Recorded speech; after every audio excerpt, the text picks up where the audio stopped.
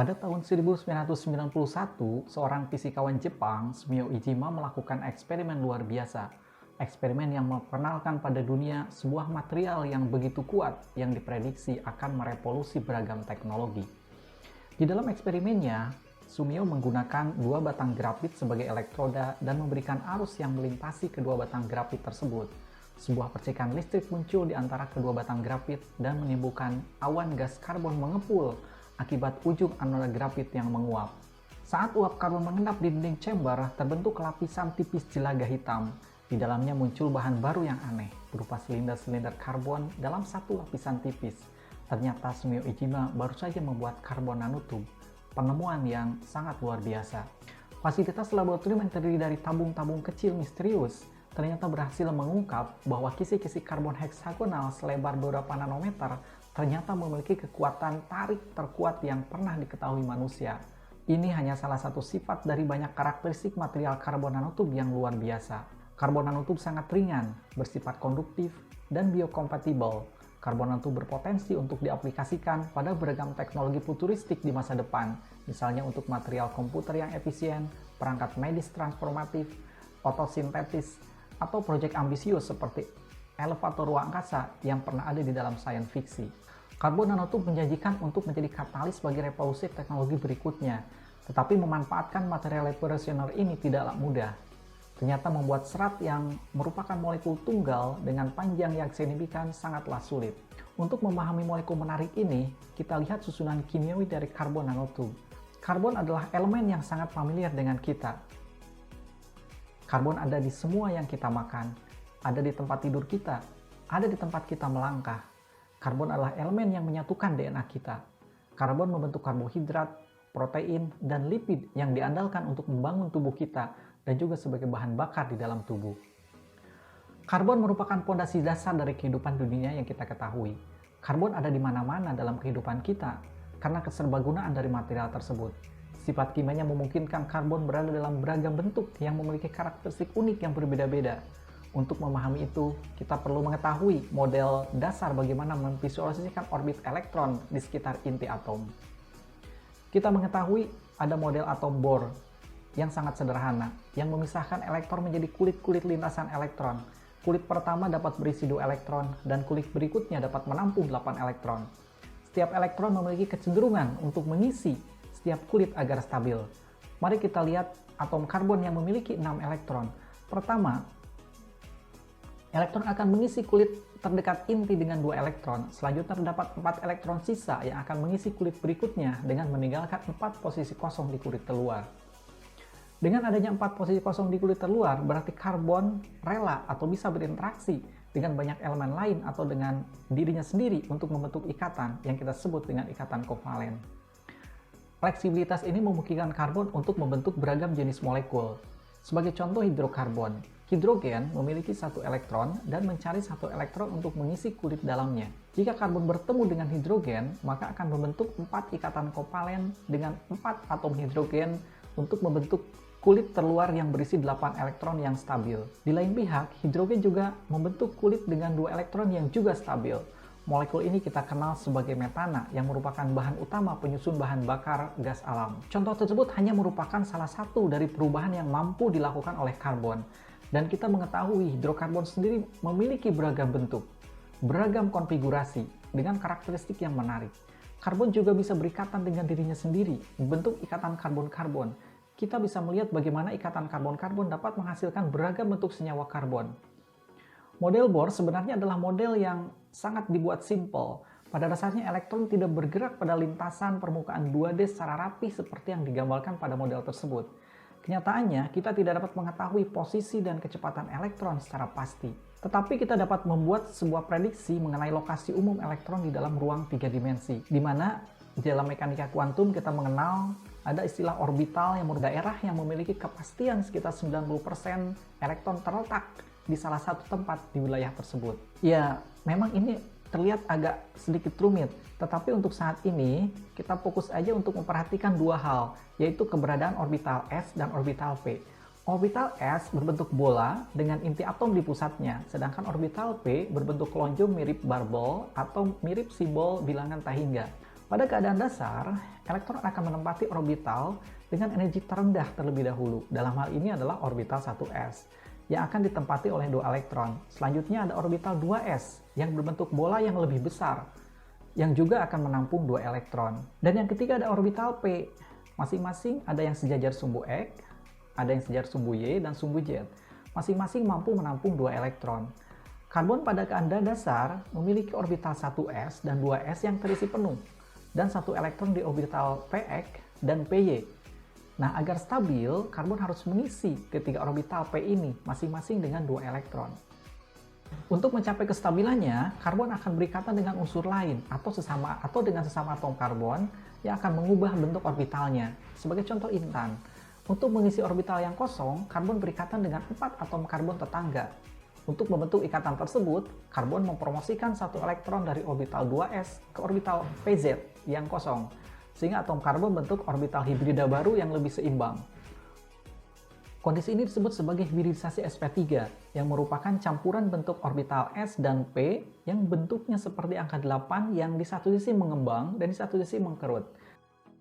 Masing-masing orbital saling menolak satu sama lain di dalam ruang 3 dimensi, membentuk 4 lobus berbentuk tetahedral dengan sudut 109,5 derajat di antara setiap lobus. Ikatan kovalen terbentuk di antara molekul karbon, di mana setiap lobus orbital saling tumpang tindih, yang selanjutnya kita mengenal sebagai ikatan sigma. Ikatan tersebut menciptakan struktur berulang dengan kerangka kaku berupa atom karbon. Ikatan inilah yang membuat berlian menjadi sangat keras. Yang menarik dari atom karbon adalah kita dapat memperolehnya dalam beragam bentuk. Bentuk lain dari karbon selain berlian adalah grafit yang lebih lunak.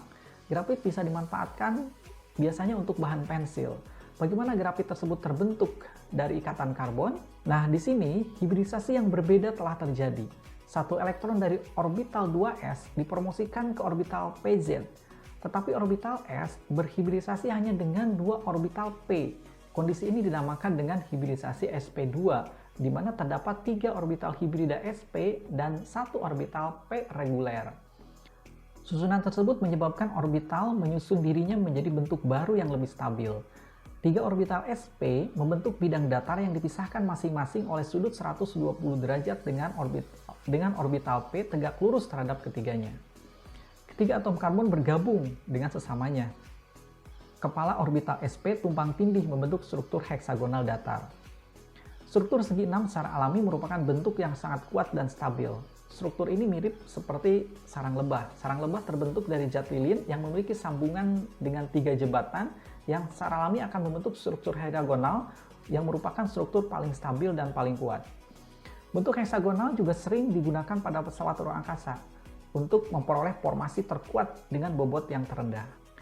Ikatan sp2 ini lebih kuat dari ikatan sp3 karena memiliki karakter orbital s yang lebih dominan.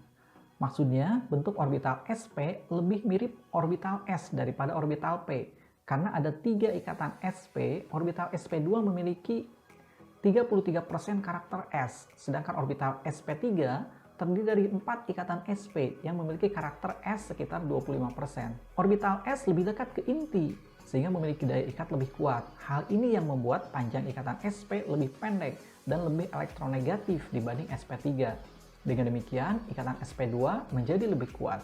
Struktur heksagonal dan orbital sp2 berkontribusi membuat molekul grafen menjadi sangat kuat. Hasil pengujian laboratorium menggunakan gaya atom mikroskopik menunjukkan bahwa grafen memiliki modulus yang sekitar 0,5 terapascal dan kekuatan tarik sebesar 130 gigapascal. Jika kita bisa membuat grafen dalam ukuran lebar, bisa dibayangkan kita bisa membuat tempat tidur gantung atau hammock dalam skala atomik yang tidak kelihatan, tapi kita bisa bergelantung di atasnya. Sangat luar biasa. Bentuk umum yang sering kita pakai adalah grafit yang lebih lunak. Biasanya digunakan sebagai bahan pensil. Bentuk heksagonnya sendiri sebenarnya sangat kuat, tetapi grafit terdiri dari lembaran-lembaran grafen yang di antara lembaran tersebut hanya disatukan oleh gaya van der Waals yang lemah. Sehingga lembaran-lembaran tersebut dengan mudah lepas satu sama lain. Itulah yang menyebabkan grafit menjadi sangat lunak. Kemajuan penelitian saat ini, struktur heksagonal berulang dapat dibuat dalam bentuk karbon nanotube. Seperti halnya grafen, hanya ujung lembarannya terhubung, sehingga membentuk loop yang berbentuk tabung. Struktur seperti itu menjadikan karbon nanotube memiliki kekuatan yang luar biasa. Para peneliti menemukannya bahwa karbon nanotube yang berdinding tunggal memiliki kekuatan yang mirip dengan grafen, yaitu sekitar 130 gigapascal.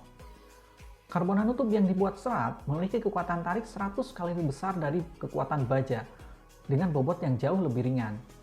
Jika bahan ini bisa diproduksi dalam bentuk serat dengan jumlah banyak, bukan tidak mungkin akan membuka peluang aplikasi yang selama ini belum terbayangkan. Seperti contoh di atas, ya, dimanfaatkan untuk material elevator ruang angkasa yang akan memudahkan penjelajahan keluar bumi. Karbon nanotube memiliki sifat ringan, kuat, dan tahan panas yang memenuhi syarat untuk material pesawat luar angkasa. Karbon nanotube pertama kali dibuat oleh Sumio Iijima yang mengembangkan metode untuk produksi karbon nanotube dengan kemurnian tinggi dalam skala industri. Dalam metode tersebut, prekursor gas yang mengandung karbon seperti metana dimasukkan ke dalam ruang vakum dan dipanaskan. Saat suhu meningkat, ikatan antar karbon dan hidrogen mulai terurai. Karbon selanjutnya berdifusi ke dalam substrat logam yang meleleh dan akan membentuk larutan logam karbon. Pada kondisi jenuh, karbon akan mulai mengendap dan membentuk karbon nanotube, sementara produk gas hidrogen atau H2 dibuang keluar untuk menghindari ledakan.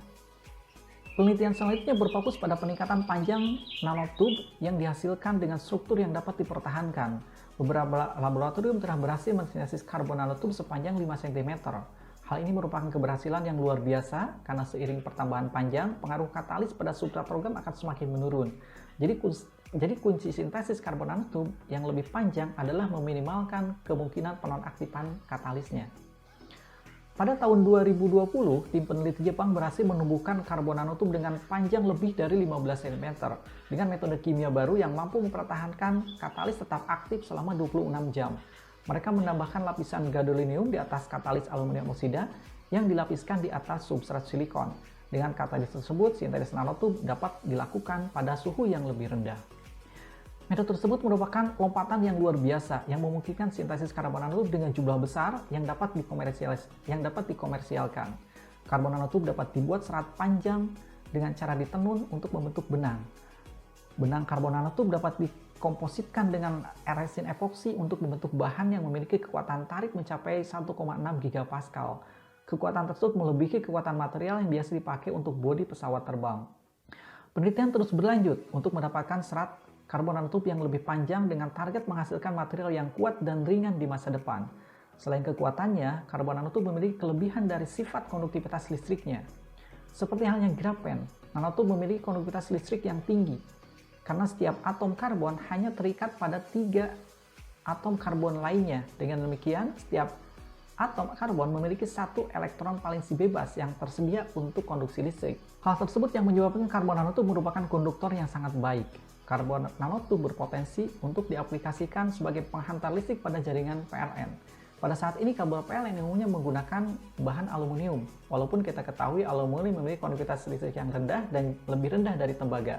Aluminium digunakan karena lebih ringan dan lebih murah, sehingga bentangan antar tiang bisa lebih jauh.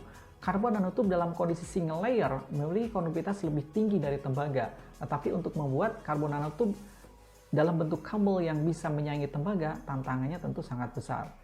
Elektron bergerak sangat efisien ketika melewati karbon nanotube single layer, tetapi elektron akan mengalami hambatan ketika harus melompat atau jumping ke layar nanotube tetangga. Jadi penelitian untuk membuat karbon nanotube single layer yang lebih panjang terus dilakukan untuk mendapatkan nilai konduktivitas yang lebih tinggi. Targetnya adalah memperoleh kabel yang lebih ringan dari aluminium dan lebih konduktif dari tembaga. Dengan demikian, jaringan listrik dapat dibentang lebih jauh dan lebih efisien. Tetapi untuk saat ini, harga karbon nanotube masih sangat mahal, sehingga belum bisa bersaing dengan kabel aluminium ataupun tembaga. Saat ini, kabel karbon nanotube baru diaplikasikan pada pengkabelan sistem pesawat dan pada mobil sport yang membutuhkan kabel-kabel super ringan. Selain itu, karbon nanotube yang dikompositkan dengan polimer juga diteliti untuk badan bodi pesawat yang tahan terhadap sambaran petir. Saat ini bodi pesawat dibuat dari komposit plastik dan gelas, sedangkan untuk menahan sambaran petir ditambahkan lapisan tembaga foil yang akan menambah yang tentu akan menambah bobot pesawat dan menjadi boros bahan bakar. Jadi bodi pesawat dibuat dari komposit karbon nanotube, maka harapannya komposit akan memiliki konduktivitas listrik yang tinggi sehingga dapat menahan sambaran petir dan juga bobotnya sangat ringan. Karbon nanotub sangat elastik dan mampu meregang hingga 18% dari panjang aslinya dan dapat kembali ke bentuk semula. Benang karbon nanotub bahkan bisa dijahit seperti benang biasa dan dapat dibuat menjadi kain. Aplikasi lain yang menarik adalah pada bidang biomedis. Karbon nanotub bersifat biokompatibel, artinya tidak beracun, tidak reaktif, dan tidak menimbulkan respon imun pada tubuh. Gabungan dari ketiga sifat tersebut menjadikan karbon nanotub sangat menarik untuk aplikasi pada perangkat biomedis. Salah satu yang fokus meneliti adalah perusahaan Elon Musk yang mengaplikasikan karbon nanotub pada perangkat antarmuka saraf atau Neuralink. Karbon nanotub dapat dibuat dalam bentuk serat yang sangat tipis dan halus, sehingga memungkinkan untuk ditanam dalam jaringan otak. Saat ini kabel-kabel yang biasa digunakan ukurannya sangat besar sehingga bisa merobek jaringan otak. Dengan berbagai kelebihan tersebut, karbon nanotub akan membuka peluang aplikasi baru dalam bidang biomedis, dalam bidang penerbangan, semikonduktor, dan teknologi komputer canggih. Karbon nanotub merupakan material baru yang memiliki sifat unik yang belum ada sebelumnya, yaitu gabungan dari sifat kuat, elastik, konduktif, dan dapat dibuat serat yang halus. Karbon nanotub akan menjadi jembatan untuk beragam aplikasi teknologi di masa depan. Terima kasih yang sudah menonton video ini, semoga bermanfaat.